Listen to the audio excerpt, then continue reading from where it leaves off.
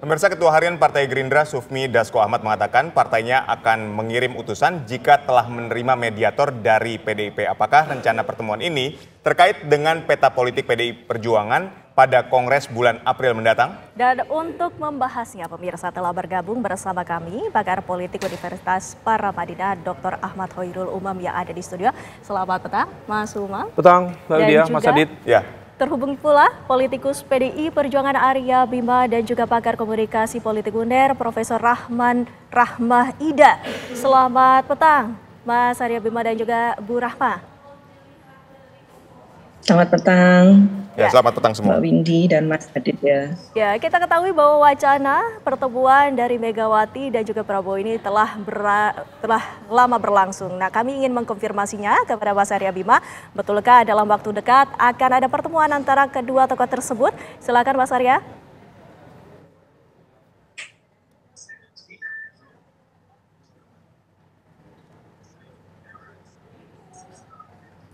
Pak Arya, mute-nya mungkin boleh dibuka agar kami bisa mendengarkan.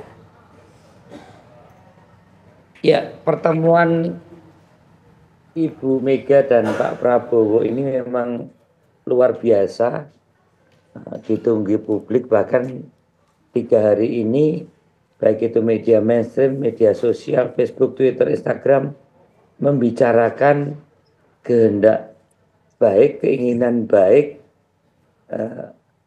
publik mendorong, nampaknya kalau saya lihat dari kompilasi isu yang ada cenderung keinginan untuk bertemu, ya, supaya kedua beliau ini bisa berbicara secara terbuka, berdialog secara terbuka, ya, dan itu merupakan bentuk komunikasi yang keduanya original, ya, ada kejujuran dari masing-masing tokoh. Pak Prabowo sebagai ketua partai yang juga presiden, Ibu Mega juga ketua partai yang ketua umum, ketua DPR RI dari Partai PDI Perjuangan, yaitu Mbak Puan Maharani. Jadi pemahaman kedua beliau ini tentu pertemuan akan menjadikan pemahaman untuk mengetahui posisi masing-masing. Pak Prabowo berdiri di mana, Ibu berdiri di mana, ya, dengan pemahaman kedua beliau ini dengan posisi masing-masing, maka akan sangat mungkin tidak akan terjadi salah pengertian menurut saya, salah pemahaman, ya, karena beliau saling bisa memahami, ya. Ini yang saya cermati. Tentang waktunya, seperti disampaikan Pak Dasko, seperti disampaikan Mbak Puan, seperti disampaikan Pak Baskara, kelihatannya kalau saya juga lebih merenung, kedua beliau juga tidak ingin pertemuan itu dikerangkakan, didesain gitu. Apalagi kalau itu didesain dengan terlalu atau disebut dengan transaksional atau berbicara soal posisi kekuasaan atau jabatan. Saya melihat kedua beliau ini pertemuan akan ada kecenderungan pasti terjadi, ya. Tidak harus dituntut dengan kesepakatan yang terlalu jelimet dari para analis politik, ya. Tapi yang penting adalah tadi saling memahami. Pertemuan itu akan ada saling tahu pikiran Pak Prabowo, saling tahu pikiran Ibu Mega, juga pendapat Ibu Mega dan Pak Prabowo dalam situasi saat ini, yang mana kedua beliau ini pada posisi pendirian masing-masing, yang satu saat ini memimpin pemerintahan di eksekutif, yang satu di luar pemerintahan, ya. Jadi saya melihat pentingnya pertemuan ini menurut saya lebih pada membangun pertalian batin kedua beliau yang tidak ada masalah disampaikan oleh Pak Prabowo maupun Ibu Mega, ya.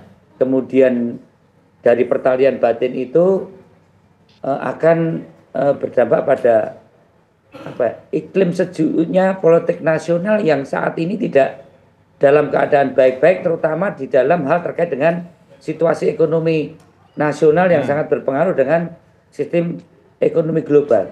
Maka perlu pertemuan kedua tokoh ini menjadi sesuatu yang lebih menyejukkan. Tentang waktunya, sama-sama kita tidak mengerti mungkin itu yang dimaksud supaya tidak dikeragakan, tidak didesainkan, Ya, tidak pertemuan diikuti dengan kedua tokoh motif-motif ini lain selain ketemu. harus menyejukkan ya Mas Karena Arya? pertemuan itu ada baik.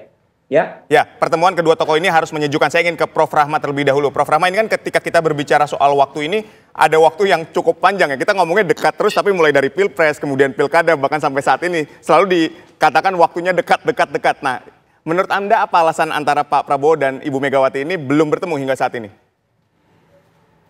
Ya, saya rasa komunikasi politik dari masing-masing tokoh yang memang sudah ditunggu oleh masyarakat, yaitu Ibu Megawati dan Pak Prabowo sendiri, ini menahan diri satu sama lain. Karena kalau mereka saling menyampaikan statement yang secara jelas ataupun terbuka, maka tentu saja publik ataupun media barangkali dan semua pihak akan begitu mudah untuk menerka apa yang ada. Nah, kondisi ini tentu saja dilatar belakangi oleh situasi masing-masing. Karena posisi sekarang yang tadi sudah disampaikan oleh Pak Arya, saya rasa misalnya Bu Megawati sebagai ketum PDIP, sementara Pak Prabowo sendiri meskipun beliau adalah ketum Gerindra, saat ini beliau menjabat sebagai presiden. Nah, sebagai lembaga tertinggi di Republik ini, presiden tentu saja tidak mudah sekali untuk menyampaikan statement yang ada. Sehingga komunikasi politik yang dilakukan itu lalu dilakukan oleh para spin doktor yang ada di sekeliling istana misalnya. Sementara mungkin dari sisi Ibu Megawati sebagai ketum partai politik, beliau menyampaikan dengan simbol-simbol yang tadi sudah disampaikan di preview kita, bahwa beliau sebenarnya tidak ada masalah. Kemudian beliau juga sudah mendengar bahwa Pak Prabowo sendiri menginginkan untuk bertemu, artinya secara tidak langsung ya, dengan simbol nasi goreng itu tadi gitu. Artinya bahwa ini merupakan sign, merupakan tanda bahwa sebagai ketua umum beliau sebenarnya mungkin saja terbuka untuk bicara, dialog, melakukan komunikasi politik antara keduanya. Namun yang menarik sebenarnya yang bisa kita lihat dari peristiwa ini, di Indonesia saat ini publik lebih banyak yang menyetir skenario ya para politisi ini sendiri, sehingga sebenarnya hal-hal yang harusnya bisa menjadi ranah dari partai politik maupun lembaga-lembaga tinggi negara itu kemudian harus mengikuti suara publik yang ada. Nah, saya kira hal semacam ini sebenarnya kalau kemudian orang bertanya urgensi pertemuan ini apa gitu ya. Jadi semua kalau bilang kalau ini adalah persoalan kebangsaan, semuanya akan setuju itu. Saya rasa Ibu Megawati juga akan membuka diri jika agenda pertemuan itu bicara soal kebangsaan gitu ya. Apalagi kita tahu beliau begitu sangat care dengan hal ini. Hal yang kedua adalah apalagi kemudian kemarin selama pidato dalam ulang tahun PDIP sendiri, Bu Megawati juga menyatakan bahwa ada rilis ya, terima kasih kepada pemerintah Republik Indonesia yang sudah memperbaiki nama ayahandanya yaitu Presiden Soekarno dan mencabut TAP MPRS Soekarno. Itu saya rasa. Berbagai simbol politik yang disebutkan oleh Megawati Soekarno Putri pada hari ulang tahun ke-52 PDIP ini tentunya menjadi hal yang perlu kita telaah, termasuk Mas Umam, diplomasi politik nasi goreng. Apakah ini artinya akan ada konstelasi baru? Ya, nasi goreng hanya menjadi simbol, tetapi tarik ulur pertemuan antara Bu Mega dengan Pak Prabowo ini ibarat dua kapal induk, kapal besar itu seringkali sulit untuk diajak manuver. Kecuali kapal fregat itu kan lebih mudah ya. Tapi kalau misal kekuatan besar, nama besar, itu agak sulit itu. Tetapi begini, ada perbedaan antara narasi pada momentum Pilpres, Pilkada, dan sekarang. Ada shifting interest. Dalam konteks ini pergeseran kepentingan. Kalau misal sebelumnya yang memiliki kepentingan lebih kuat untuk bertemu adalah Pak Prabowo. Bagaimana kemudian menciptakan stabilitas pemerintahan, kemudian bagaimana setup dari pemerintahan baru bisa berjalan lancar. Tapi situasi saat ini berbeda. Yang memiliki kebutuhan lebih untuk bertemu saat ini adalah Bu Mega, yaitu PDIP. Karena ada situasi yang bagi teman-teman PDIP tentu ini adalah extraordinary situation yang kemudian diterjemahkan oleh Bu Mega dalam beberapa kali kesempatan, ada upaya untuk mengawut-awut kepemimpinan internal melalui mekanisme Kongres sebagai majelis tertinggi dalam proses kepartaian. Nah, oleh karena itu pertemuan antara Pak Prabowo dengan Bu Mega ini menjadi sebuah momentum bagaimana kemudian akhirnya PDIP melakukan renegosiasi dalam pola relasinya antara PDIP dengan pemerintahan. Nah, oleh karena itu situasi ini tampaknya menjadi survival strategy, strategi supaya kemudian tetap aman dari tangan-tangan kekuatan politik yang mencoba mengawut-awut tadi itu, dengan cara apa? Dengan cara membangun garis relasi yang dalam bahasa teman-teman di PDIP itu Pak Basarah, kemudian Pak Sekjen, Pak Hasto sendiri, terminologinya menggunakan mitra strategis. Sebuah terminologi yang tidak pernah dipakai oleh PDIP ketika berada di luar kekuasaan. Karena dalam konteks oposisi, narasi kritis dan gen politik PDIP ketika berada di oposisi sangat kuat. Baru kali ini kemudian menggunakan argumen mitra strategis. Artinya apa? Ini PDIP seolah dipaksa untuk merenegosiasi kembali bagaimana pola posisinya, untuk apa? Untuk menyelamatkan partai itu sendiri.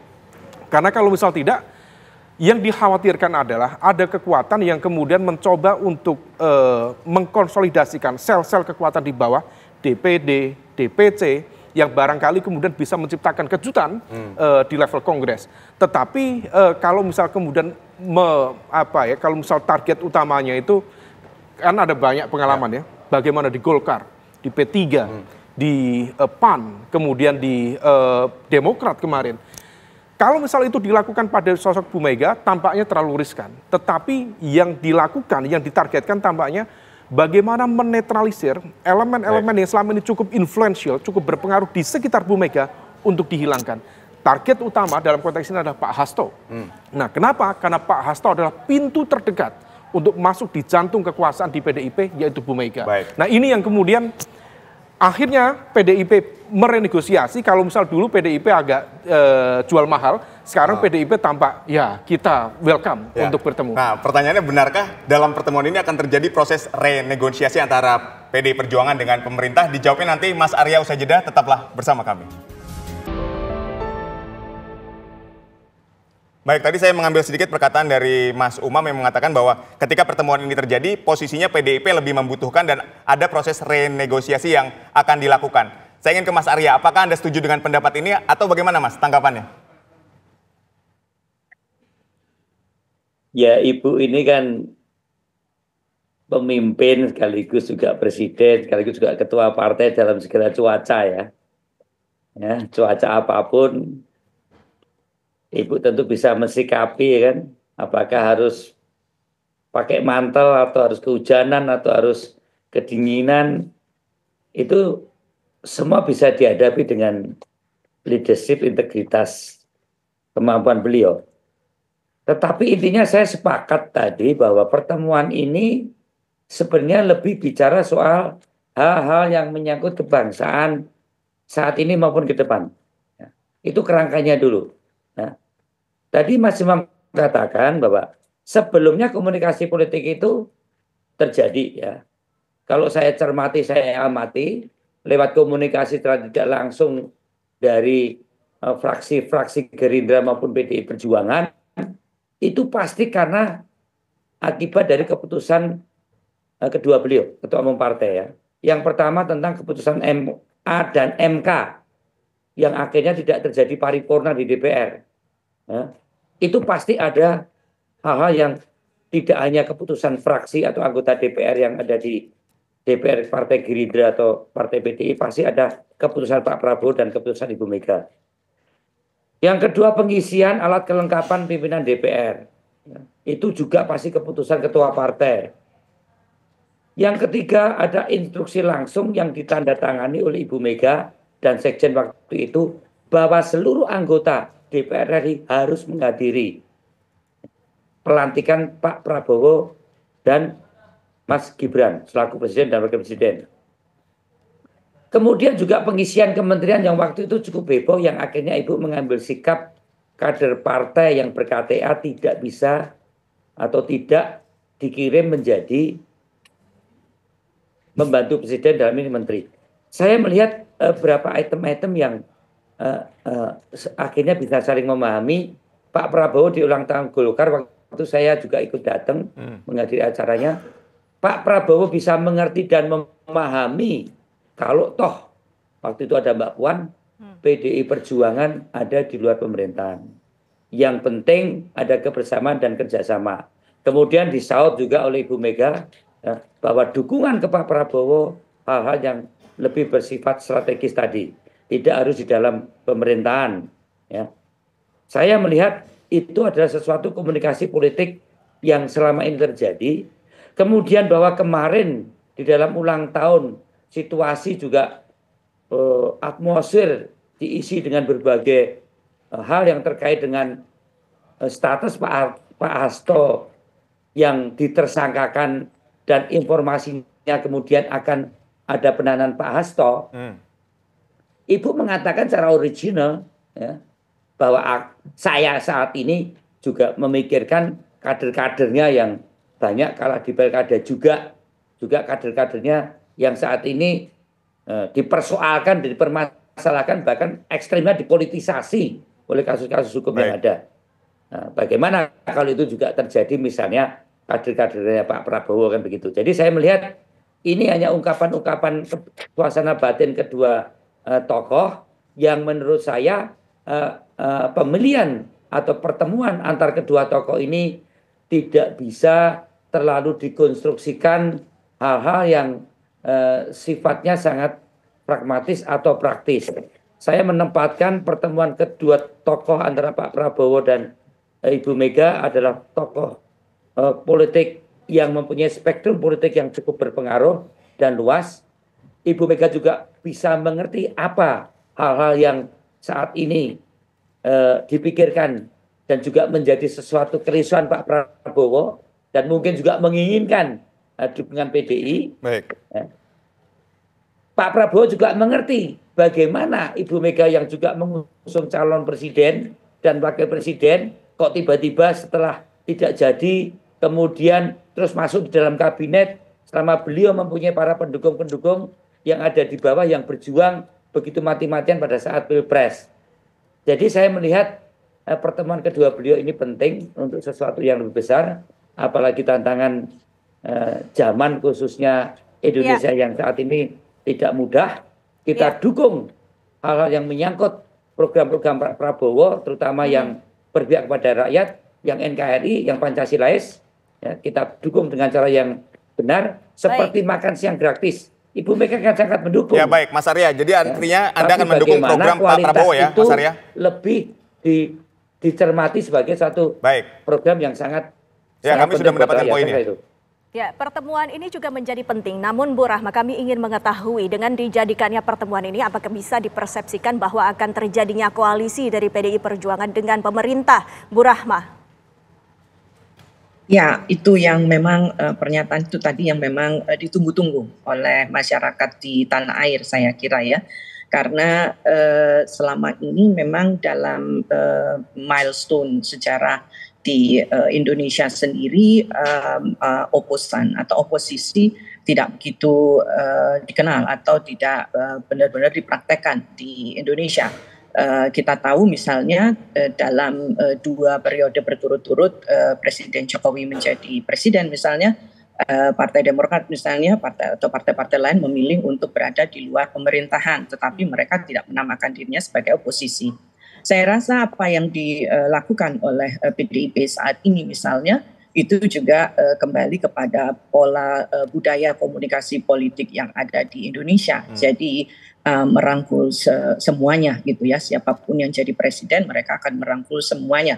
Tentu saja yang berada di luar pemerintahan memilih berada di luar pemerintahan karena mungkin pertama mereka merasa bahwa mereka tidak ikut berdarah-darah untuk mendapatkan posisi itu. Yang kedua, saya rasa juga hal ini juga menjadi pemikiran strategis bagi partai politik juga untuk betul-betul menjadi oposan. Artinya mereka masih punya juga kepentingan yang ada di dalam pemerintahan itu sendiri. Sehingga tidak mungkin langsung memberikan garis merah gitu ya. Itu pendapat saya. Baik, saya sudah mendapatkan poinnya. Saya ingin ke Mas Umam. Mas Umam, tadi Anda katakan bahwa pertemuan keduanya ini agak sulit. Nah, supaya lebih mudah, apa yang harus dilakukan oleh Pak Prabowo maupun Ibu Megawati untuk mewujudkan konstelasi baru? Kalau sulit dalam konteks strategis, saya pikir sekarang sudah cukup mencair. Dan ini adalah momentum yang sangat tepat. Karena bagaimanapun juga PDIP sudah mencair, dalam tanda kutip sudah melunak, dan kemudian pemerintah dalam konteks Pak Prabowo sejak awal sudah open untuk pertemuan itu. Nah, oleh karena itu yang kemudian bisa dilakukan, saya pikir kalau misal kemudian Bu Mega menyampaikan undangan nanti Pak Presiden datang ke Kongres di PDIP bulan April setelah Lebaran nanti, itu akan menjadi sebuah simbol di mana kemudian kehadiran Presiden adalah political protection, perlindungan secara politik dari elemen kekuatan-kekuatan yang mencoba untuk mengacak-acak PDIP. Karena kalau misal kemudian ada kekhawatiran untuk kemudian mengambil alih kontrol, bukan hanya kepemimpinan, kontrol dari PDIP, itu impact-nya akan kemana-mana. Karena PDIP itu dia memiliki 110 anggota DPR RI, 3.000 DPRD, kemudian 260-an kepala daerah. Artinya kalau misal ada kekuatan yang kemudian mencoba mengacak-acak itu, maka itu adalah pertarungan besar, itu adalah permainan besar. Dan pertanyaannya nanti juga akan kita ketahui setelah nanti mungkin ada pertemuan antara Presiden Prabowo Subianto sebagai penutup, dan juga khawatirnya Megawati. satu Mbak, khawatirnya ketika kemudian ini berlangsung, maka kemudian akan tercipta sebuah pola relasi yang kemudian membuat oposisi atau apapun istilahnya menjadi tidak berimbang. Maka kemudian yang dijanjikan oleh PDIP sebelumnya menjadi oposisi, ini berpotensi bertransformasi menjadi oposisi setengah hati.